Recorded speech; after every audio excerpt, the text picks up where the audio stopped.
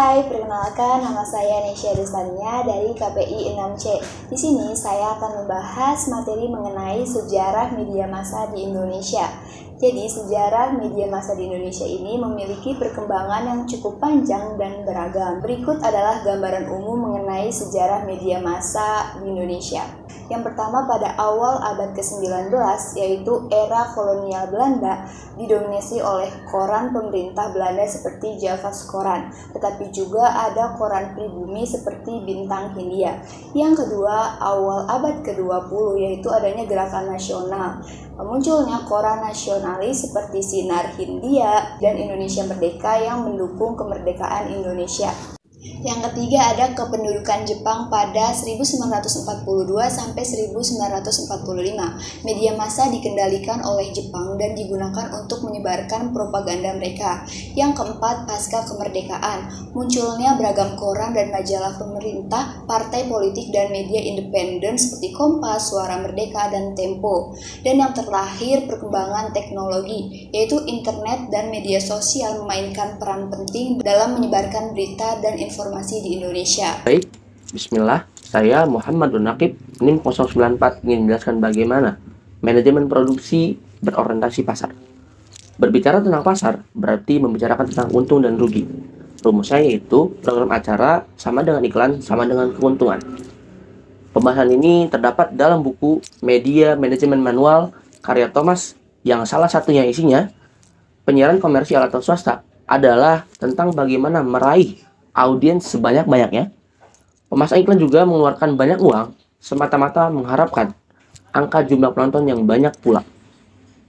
Maka, dalam membuat produksi yang berorientasi pada pasar, kita juga harus memperhatikan PSR, yaitu Production, Scheduling, dan Research. Production yaitu yang meliputi konten, seperti apa yang ingin disampaikan, seperti apa yang ingin dimuat, untuk disesuaikan oleh para halayak. Kemudian scheduling, yaitu menempatkan konten tadi yang dipikirkan atau yang ingin dimuat, memperhatikan jadwal pada saat kapan penonton itu ramai untuk ditonton. Yang terakhir yaitu riset, yaitu mencari tahu tren program apa, acara TV apa yang tren, sedangkan perkembangan yang sedang berjalan, dan TV rating, dan lain sebagainya. Cukup sekian, terima kasih.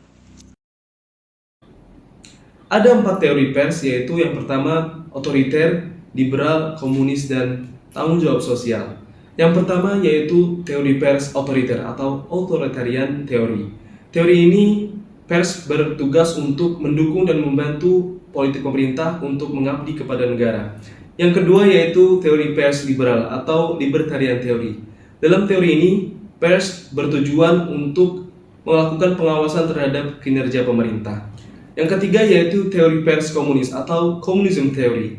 Dalam teori ini, pers berperan sebagai alat politik pemerintah, sehingga mau tidak mau ia akan tunduk kepada pemerintah. Yang keempat yaitu teori pers tanggung jawab sosial atau social responsibility. Dalam teori ini, pers digunakan sebagai tempat untuk memusyawarahkan berbagai masalah sebagai bentuk tanggung jawab kepada masyarakat. Assalamualaikum warahmatullahi wabarakatuh. Nama saya Abdul Hakam dari KPI 6C. Di sini saya akan sedikit menerangkan tentang sejarah media massa dunia. Media massa yang pertama adalah surat kabar. Surat kabar pertama yang berhasil dicetak di Eropa adalah Aviso di Wolfenbüttel di Strasbourg, Jerman pada tahun 1906. Kemudian menyusul Outward Gazette di Inggris pada tahun 1620. Media massa yang kedua adalah televisi. Televisi adalah media yang paling populer dalam kehidupan masyarakat kita. Ditinjau dari sejarahnya, penemuan televisi diawali dengan beberapa penemuan, di antaranya oleh seorang bangsa Jerman yang bernama Paul Nipkow pada 1884. Kemudian oleh Charles F. Jenkins di Amerika pada 1890. Media massa yang terakhir adalah radio. Kalau dilihat dari sejarahnya, usaha pertemuan radio ini sudah dimulai sejak pada abad ke-17. Kemudian pada 14 Mei 1887, Marconi berhasil menghubungkan temuan-temuan pendahulunya dan berhasil menghubungkan dua tempat yang dipisahkan oleh Selat Bristol yang lebarnya 9 km melalui gelombang radio. Sebagai pengguna media sosial dan media massa baik elektronik maupun cetak, kalian udah tahu belum nih bahwa fungsi dari media massa itu telah ada di dalam Undang-Undang Nomor 32. Apa aja? Yang pertama, to inform atau memberikan informasi kepada khalayak umum. Yang kedua, media sebagai pendidikan. Kemudian yang ketiga, media sebagai hiburan yang sehat dan juga sebagai kontrol sosial. Tetapi selain daripada keempat yang telah disebutkan, pada pasal keduanya disebutkan bahwasanya media juga berfungsi sebagai komersial dan juga ekonomi.